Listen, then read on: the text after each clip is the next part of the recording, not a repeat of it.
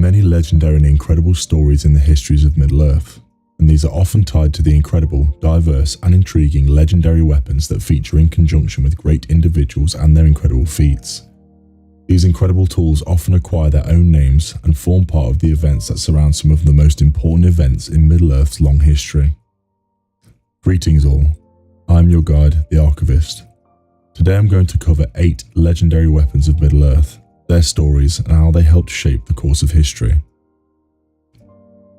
Orcrist, the Goblin Cleaver. Orcrist was an elven sword of old, crafted with a jewelled hilt and beautiful scabbard at some time during the first age of elven smiths. It features runes on the sword itself which bore its name, and was said to have been wielded by one of the lords of Glamdring, or even King Turgon himself during the Goblin Wars. Like its counterparts Glamdring and Sting, Orcrist glowed whenever orcs were near as a warning that foes were nearby. It received its description likely as a testament to its efforts during that time, being described as to have killed hundreds of goblins in its time, when the fair elves of Gondolin hunted them in the hills or did battle before their walls, and was most likely lost during the fall of Gondolin along with many other elven relics.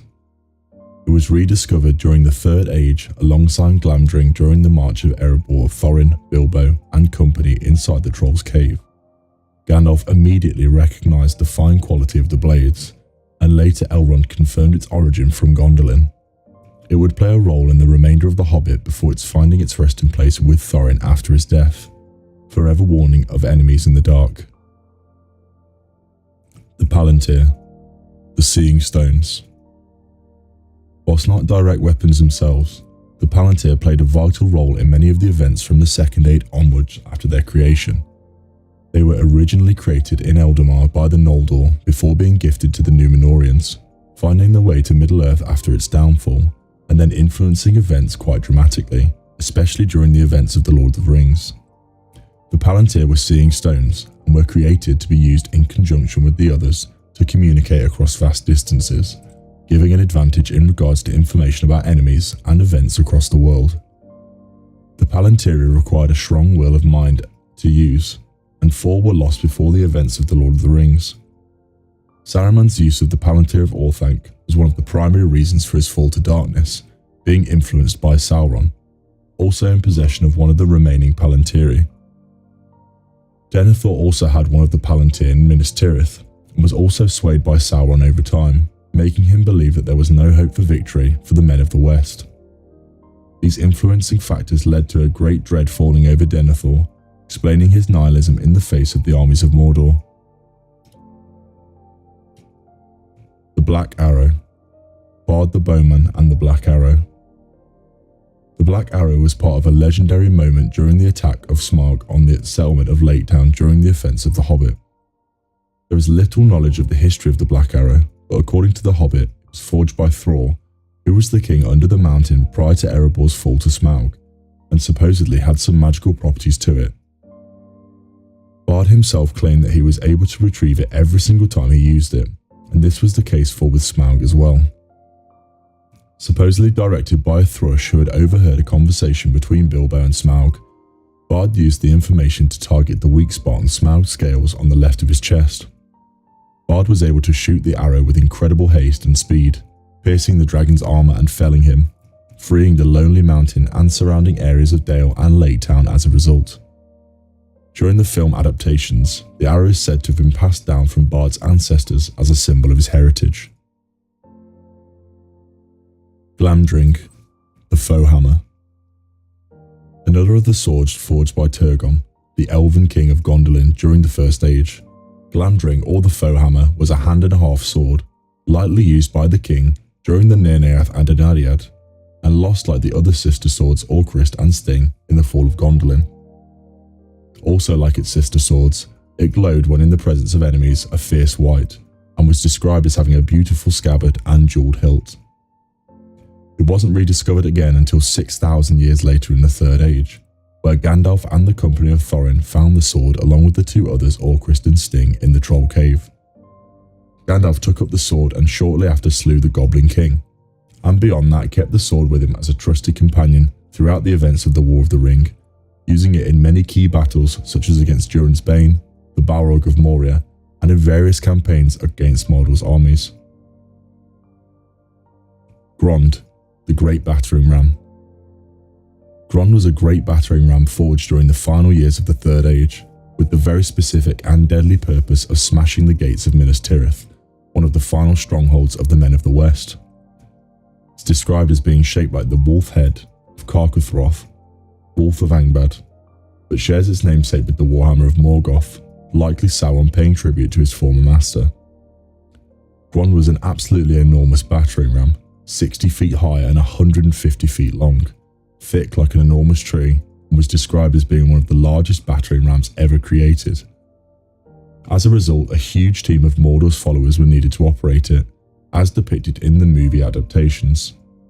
Many great beasts were needed to wield it, with trolls needed to swing the great hammer ram. Such was its evil dread that many of its operators of the weapon would go mad and run wildly through the battlefield. Despite the great gates of Minas Tirith being made of mithril, one of the strongest substances in Middle-earth, Grond made short work of them, imbued with spells of ruin from Mordor during its creation. Sting. Bilbo Baggins' Sting. Like its elven counterparts, Sting was also forged during the time of Gondolin in the First Age before its fall, being lost to time like the others before appearing again during their discovery by the company of Thorin during the Third Age, during their march to Erebor to reclaim the mountain for the dwarves. It is retained by Bilbo throughout his journey during the events of The Hobbit, giving it the name Sting himself. Its small size made the weapon an elvish dagger, but due to Bilbo's small stature, made the weapon a good fit for him.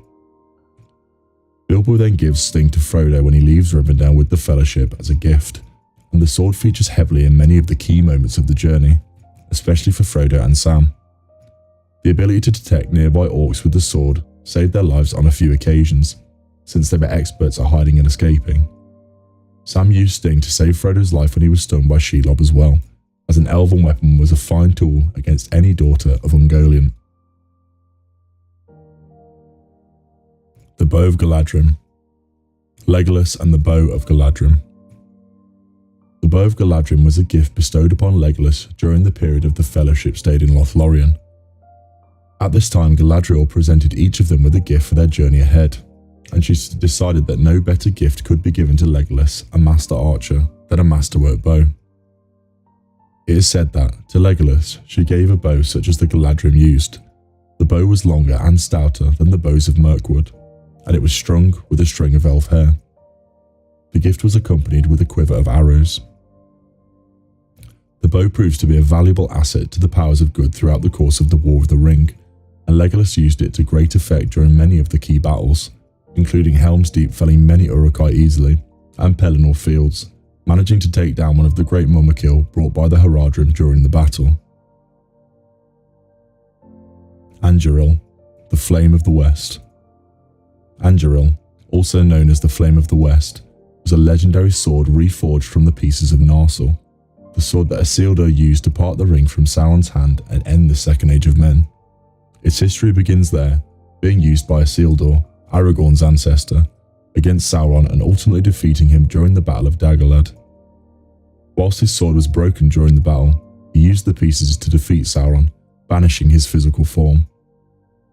The pieces of Narsil were then kept by the elves until they were needed again by the heir of Isildur, and the blade was reforged and given to Aragorn after the Council of Elrond, before the Fellowship departs on their trip. It is then given a scabbard in Lothlorien, enchanted so that any sword drawn from it will never break, even in defeat, which has a key symbolic importance. Anduril is a key part of many of the victories of Aragorn, proving his heritage in Rohan, binding the allegiance of the armies of the dead, and leading men to victory in key battles during the War of the Ring. The importance of Anduril is Aragorn's true acceptance of his destiny and heritage, having spent many years as a lone wolf ranger. During the film adaptations, Aragorn doesn't receive Anduril until the Return of the King, but he actually holds the sword throughout the journey in the books. And so now I have covered the content for this video, but if there is anything that has been missed, please share them in the comments down below.